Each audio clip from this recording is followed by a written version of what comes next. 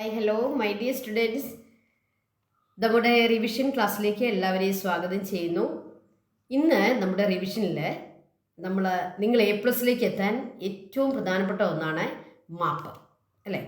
മാപ്പ് സ്റ്റഡിയാണ് ഇന്നത്തെ നമ്മുടെ റിവിഷൻ ക്ലാസ്സിൽ ഉൾപ്പെടുത്തിയിരിക്കുന്നത്.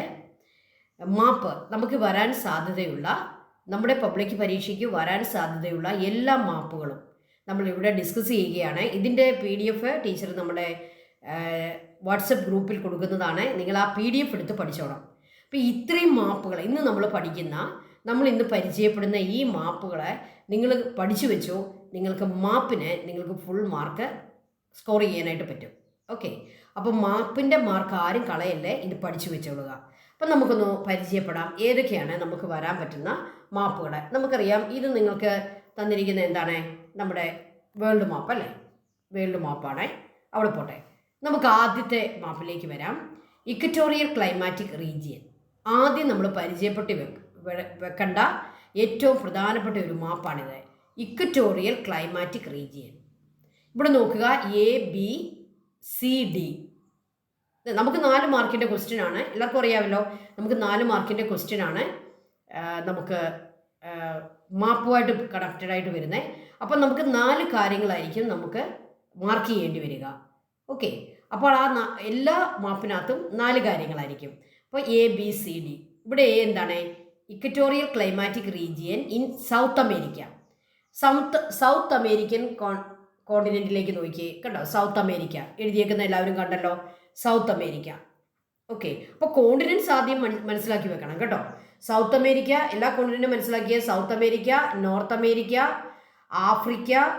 ആഫ്രിക്കയോട് ചേർന്ന് എന്ന് വേണേൽ പറയാവുന്ന രീതിയിൽ ഏഷ്യയുടെ വെസ്റ്റ് ഭാഗത്തെ യൂറോപ്പ് തപ്പി നടക്കരുത്. യൂറോപ്പ് ഏഷ്യയുമായിട്ട് ചേർന്നാണ് കിടക്കുന്നത്.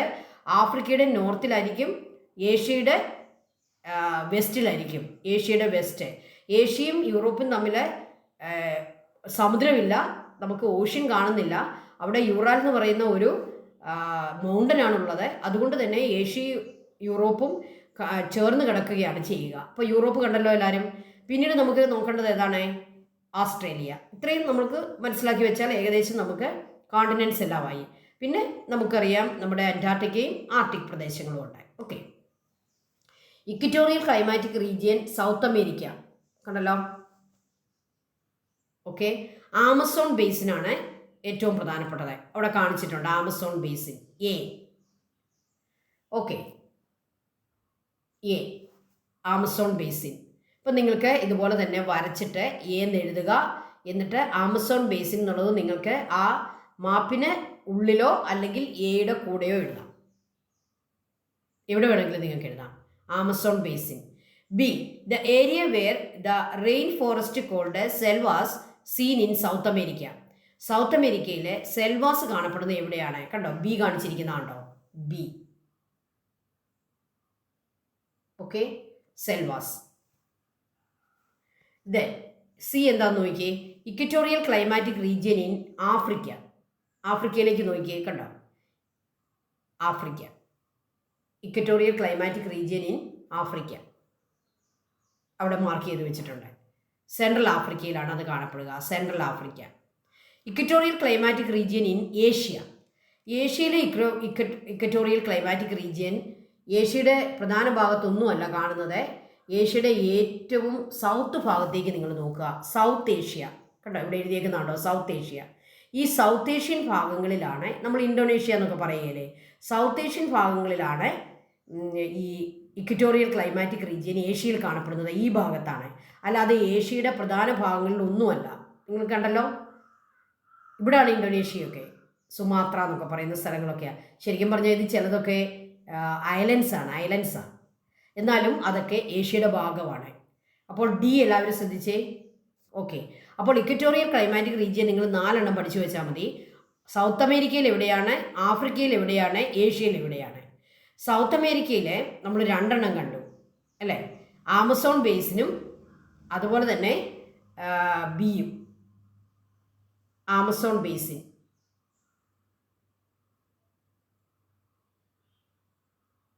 സെൽവാസ്. ആഫ്രിക്കയിലെ സെൻട്രൽ ആഫ്രിക്കയിലാണ്. Equatorial region. ഏഷ്യയിലോ സൗത്ത് ഏഷ്യൻ ഭാഗത്താണ് ഇക്വറ്റോറിയൽ റീജിയൻ, ഏഷ്യയുടെ സൗത്ത് ഭാഗത്ത് പറഞ്ഞുപോകരുത്. അപ്പോൾ ഈ ഒരു ഇക്വറ്റോറിയൽ ക്ലൈമാറ്റിക് റീജിയൻ നിങ്ങൾ മനസ്സിലാക്കി വെച്ചാൽ ഒരു ചോദ്യത്തിൻ്റെ ഉത്തരത്തിലേക്ക് നമ്മൾ വന്നു കഴിഞ്ഞു. ഓക്കെ, അടുത്തത് നമുക്ക് എന്താണെന്ന് നോക്കാം. മൺസൂൺ. ഇതും വളരെ പ്രധാനപ്പെട്ടതാണ്. മൺസൂൺ ക്ലൈമാറ്റിക് റീജിയൻസ് ഏതൊക്കെയാണ് നമുക്ക് നോക്കാം. ഇവിടെയും ABCDE വരെ തന്നിട്ടുണ്ട്. ഈ വരെ എന്താണ്? Climatic region in Asia where evergreen and tropical deciduous forest are more common.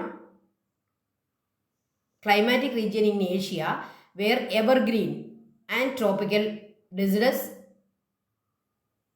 Forest. അതെവിടെയാണെന്ന് നോക്കിയേ. കണ്ടോ, ഏഷ്യയുടെ ഏത് ഭാഗത്താണെന്ന് കണ്ടോ? നമ്മുടെ ഇന്ത്യയൊക്കെ കംപ്ലീറ്റ് അതിനകത്ത് വന്നിരിക്കുക. എവർഗ്രീൻ ട്രോപ്പിക്കൽ മൺസൂൺ ഫോറസ്റ്റ് ഇവിടെയാണ് കാണപ്പെടുക. ഏഷ്യയുടെ ഭാഗങ്ങൾ കണ്ടല്ലോ. ഓക്കെ, ബി എന്താണ്? Climatic region where decisive influence of monsoon winds. Monsoon വിൻഡിൻ്റെ ഏറ്റവും കൂടുതൽ എഫക്റ്റ് ഉള്ള climatic region monsoon climatic region B. അവിടെ തന്നെയാണ് ബിയും. അതേ സ്ഥലത്താണ് മൺസൂണിൻ്റെ ഏറ്റവും കൂടുതൽ എഫക്റ്റ് ഉള്ളത്. എവർഗ്രീൻ ഡെസിഡസ് ഫോറസ്റ്റ് കാണപ്പെടുന്നതും മൺസൂൺ വിൻഡിൻ്റെ എഫക്റ്റ് കാണുന്നതും ഒരേ സ്ഥലമാണെന്ന് മനസ്സിലാക്കുക. ഏഷ്യയുടെ സൗത്ത് ഭാഗം, ഇന്ത്യ ഉൾപ്പെടെയുള്ള ഭാഗം. ഓക്കെ, സി എന്താണ്? Monsoon climatic region in Australia. കണ്ടോ, സി ഓസ്ട്രേലിയയുടെ ഒരു നോർത്ത് ഈസ്റ്റ് ഭാഗമാണ് സി. അവിടെയാണ് ഓസ്ട്രേലിയൻ മൺസൂൺ ക്ലൈമാറ്റിക് റീജിയൻ. അടുത്തതായിട്ട് D, regions in Africa experiences monsoon climate. ആഫ്രിക്കയിൽ മൺസൂൺ ക്ലൈമറ്റ് കാണപ്പെടുന്നത് എവിടെയാണെന്ന് നോക്കിയേ. ആഫ്രിക്കയുടെ ഈസ്റ്റ് ഭാഗത്താണ് കാണപ്പെടുക. കണ്ടല്ലോ, ആഫ്രിക്കയുടെ ഈസ്റ്റ് ഭാഗത്ത് അവിടെയാണ് മൺസൂൺ ക്ലൈമാറ്റിക് റീജിയൻ ഡി. ഇനി സൗത്ത് അമേരിക്കയിൽ എവിടെയാണെന്ന് നോക്കിയേ. Region in South America experiencing monsoon climatic region. South അമേരിക്കയുടെ ഈ ഒരു ഭാഗം, അതും ഈസ്റ്റ് ആണ് അല്ലേ, ഈസ്റ്റ് ഭാഗത്ത്, സൗത്ത് അമേരിക്കയുടെ ഈസ്റ്റ് ഭാഗത്ത്. ഓക്കെ, അപ്പോൾ ഓസ്ട്രേലിയയുടെ നോർത്ത് ഈസ്റ്റ് എന്ന് പറയാം. ഓസ്ട്രേലിയയുടെ നോർത്ത് ഈസ്റ്റ് ഭാഗത്ത്, ആഫ്രിക്കയുടെ ഈസ്റ്റ് ഭാഗത്ത്, സൗത്ത് അമേരിക്കയുടെ ഈസ്റ്റ് ഭാഗത്ത്, ഏഷ്യയുടെ സൗത്ത് ഭാഗത്ത്. ഇതാണ് മൺസൂൺ ക്ലൈമാറ്റിക് റീജിയൻ. ഇത് മനസ്സിലാക്കി വെക്കുക. അപ്പോൾ ആദ്യം നമ്മൾ എന്താണ് കണ്ടത്? ഇക്വറ്റോറിയൻ. ഇപ്പോൾ നമ്മൾ എന്താണ് കണ്ടത്? മൺസൂൺ. അടുത്ത മാപ്പിലേക്ക് നമുക്ക് പോകാം. Tropical grass lands. ഇതും വളരെ പ്രധാനപ്പെട്ട കേട്ടോ. ഗ്രാസ് ലാൻഡുകൾ ഇവിടെ നമ്മൾ കണ്ടുവെക്കണം. ഓരോ കോണ്ടിനെൻറ്റിലെയും ഗ്രാസ് ലാൻഡിനെ വ്യത്യസ്തമായ പേരുകളാണ് കൊടുക്കുക. ഇവിടെ ട്രോപ്പിക്കൽ ഗ്രാസ് ലാൻഡാണ് പറയുക. ട്രോപ്പിക്കൽ, അതിന് സാവന്ന എന്നാണ് പറയുക. ട്രോപ്പിക്കൽ ഗ്രാസ് ലാൻഡിൻ്റെ പേരാണ് സാവന്ന. സാവന്ന എവിടേക്കാണെന്ന് നോക്കിയും. A, tropical grassland in Africa. ആഫ്രിക്കയിലെ സാവന്ന. ആഫ്രിക്കയിലേക്ക് നോക്കുക.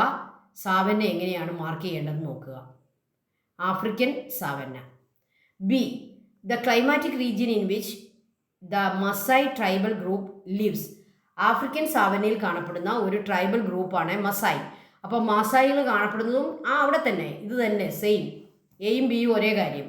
ആഫ്രിക്കയിലെ സാവന്ന ഏതാണെന്ന് ചോദിച്ചാലും ആഫ്രിക്കയിലെ സാവന്നയിൽ താമസിക്കുന്ന മസായ് ഗ്രൂപ്പ് എവിടെയാണ് താമസിക്കുന്നതെന്ന് ചോദിച്ചാലും നമുക്ക് ഒരേ ആൻസറാണ്. എയും ബിയും ഒരേ ആൻസറാണ്. ആഫ്രിക്കയിലെ സാവന്ന എവിടെയാണെന്ന് നോക്കിയാൽ മതി. ഓസ്ട്രേലിയയിലെ സാവന്ന എവിടെയാണെന്ന് കണ്ടേ.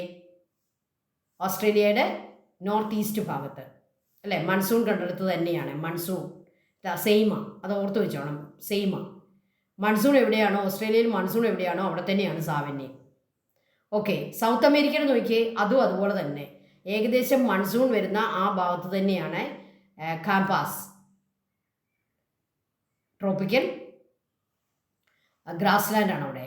ട്രോപ്പിക്കൽ ഗ്രാസ് ലാൻഡ് 2 ഉണ്ട്. കാംപാസ് ഡി, ലാനോസ് കണ്ടോ, ലാനോസ്. അപ്പോൾ ആഫ്രിക്കയുടെ നോർത്ത് ഭാഗത്ത് ലാനോസും ആഫ്രിക്കയുടെ ഈസ്റ്റ് ഭാഗത്ത് കാംപാസും. ഇപ്പം 2 തരം പുൽമേടുകളാണ്. North Africa, South America. South അമേരിക്കയിലാണ് കാംപാസ് ആൻഡ് ലാനോസ്. ആഫ്രിക്കയിൽ സാവന്ന, ഓസ്ട്രേലിയയുടെ നോർത്ത് ഈസ്റ്റ് ഭാഗത്ത്. ഓക്കെ, അപ്പോൾ എല്ലാ കോണ്ടിനെൻറ്റിലെയും നമ്മൾ കണ്ടു.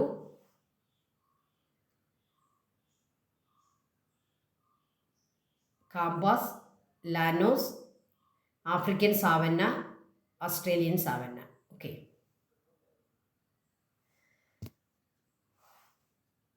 ഓക്കെ, അപ്പോൾ 3 മാപ്പുകളാണ് നമ്മൾ ഇന്ന് പരിചയപ്പെട്ടത്. ട്രോപ്പിക്കൽ, രണ്ടാമത് മൺസൂൺ, മൂന്നാമത് ട്രോപ്പിക്കൽ ഗ്രാസ് ലാൻഡ്. ഓക്കെ, ഇനിയും നമുക്ക് hot deserts, Mediterranean climatic region, temperate grassland, taiga, tundra, minerals, അത് അടുത്ത വീഡിയോയിൽ നമുക്ക് പഠിക്കാം. Thank you children, thank you so much. May God bless you all.